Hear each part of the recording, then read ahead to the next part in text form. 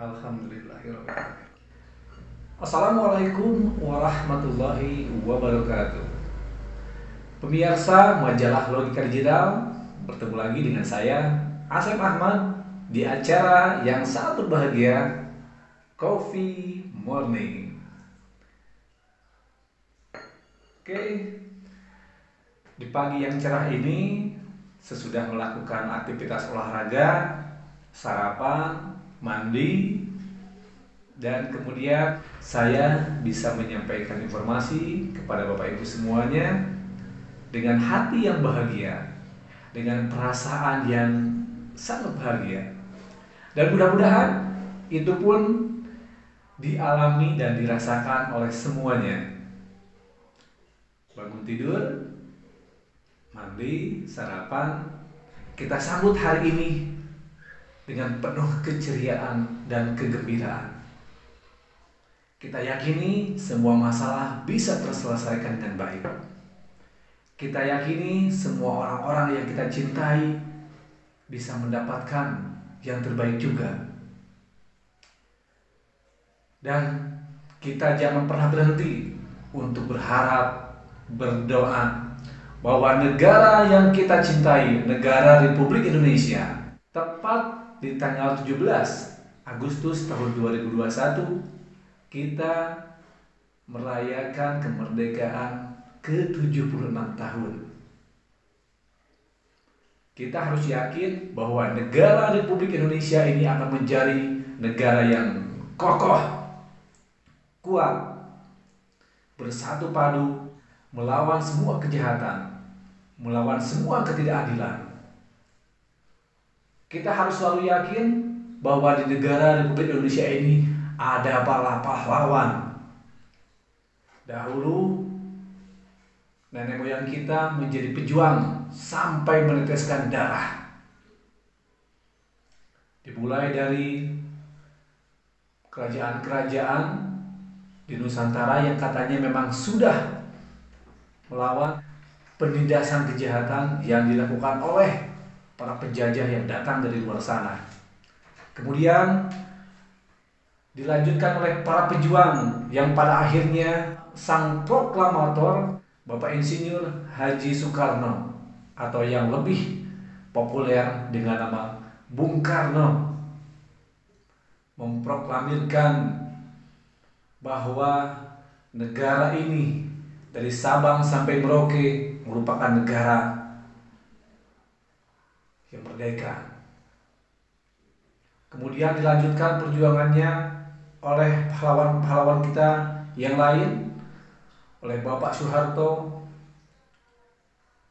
Bapak B.J. Habibie, Bapak Abdurrahman Wahid, Ibu Megawati, Bapak SBY, dan hari ini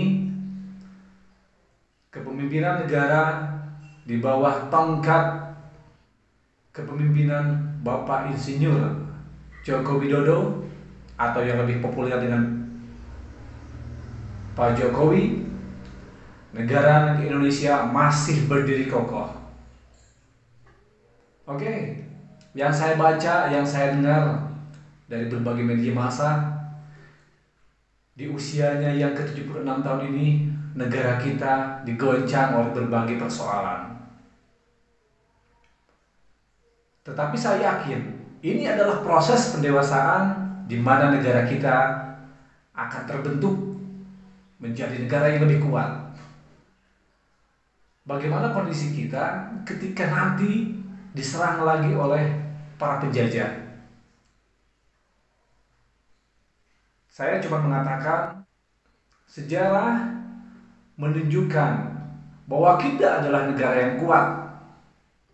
Kendati banyak pengkhianat di negara kita, tetapi Indonesia tetap kokoh berdiri, tetap bersatu padu.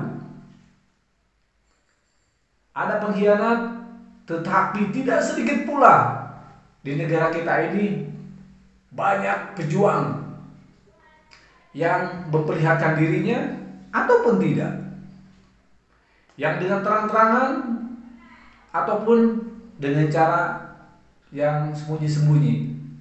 Dan saya yakin di negara Republik Indonesia ini masih banyak pejuang yang kokoh, yang tangguh, yang akan terus membela negara ini sampai kapanpun. Sehingga saya yakin sejarah sudah menunjukkan bahwa kita adalah negara yang kuat.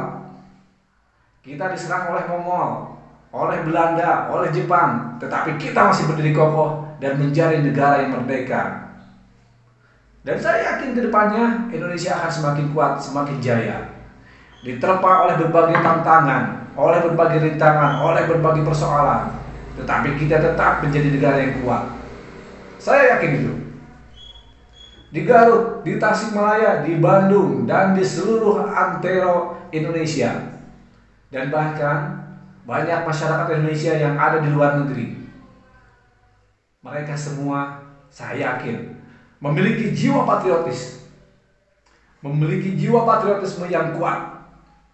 Kendati ada apa-apa terhadap negara ini, maka mereka akan kembali dan akan mengangkat senjata, bahkan lebih dari itu akan tetap mempertahankan kedaulatan negara kesatuan Republik Indonesia. Saya yakin dan seyakin-yakinnya negara ini akan menjadi lebih kuat. Nah, kali ini saya mungkin terlalu berapi-api menyampaikan semangat saya, karena memang sejak kecil saya memiliki keinginan untuk mempertahankan kedaulatan negara ini sebagai negara yang merdeka. Dengan berbagai kekurangan, hari ini saya bisa bicara, saya bisa menyampaikan apa pendapat saya, dan mungkin sesuai dengan kajian dan pengalaman saya di lapangan yang semuanya berkaitan dengan aturan hukum, baik yang dipahami atau tidak dipahami. Yang dipahami, saya tinggal menyampaikan. Yang tidak dipahami, tentu saya akan bertanya kepada mereka yang memahami tentang peraturan-peraturan yang perlu saya pelajari. Ya, karena saya wartawan, untuk saya pribadi, saya sependapat dengan para senior yang mengatakan wartawan itu ketika tahu, pura-pura tidak tahu. Ketika tidak tahu, harus terus bertanya. Jangan sok tahu. Terus bertanya, apa, siapa, di mana, bagaimana, kenapa. Nah, hari ini di era kemerdekaan negara Republik Indonesia masih ada oknum-oknum atau pengkhianat bangsa yang sudah mendapatkan kepercayaan, yang sudah mendapatkan amanah dari masyarakat dan negara, bahkan disumpah oleh kitab suci, tetapi masih melakukan pelanggaran yang sejatinya itu menyengsarakan masyarakat dan merugikan negara. Masih banyak? Masih banyak. Salah satunya hari ini, pagi ini saya mendapatkan ajakan undangan dari salah satu pengacara yang akan menghadiri persidangan di Pengadilan Tindak Pidana Korupsi, Pengadilan Negeri Tipikor Bandung, terkait persoalan kekisruhan, dugaan korupsi, pembangunan revitalisasi Pasar Rakyat Leles, dan pembangunan pasar darurat di Kecamatan Leles tahun anggaran 2018. Sejatinya proyek ini untuk kesejahteraan masyarakat, untuk penguatan negara kita, khususnya pemerintahan Kabupaten Garut. Tetapi apa yang terjadi? Pasar ini tidak bisa digunakan, uangnya banyak keluar, ya uang ini uang rakyat. Yang saya bicarakan hari ini adalah kok tega ada sejumlah pihak merusak tatanan pembangunan di Kabupaten Garut demi kepentingan pribadi dan kelompoknya. Tidak memperhatikan bagaimana masyarakat di sana ketika mereka tidak berjualan. Mereka punya anak, mereka punya cucu, mereka punya orang tua yang harus diurus.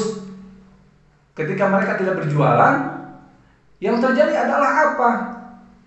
Kesedihan, terjerat rentenir dan yang lainnya. Untuk sementara ada dugaan pemberian uang sebanyak 100.000 US dollar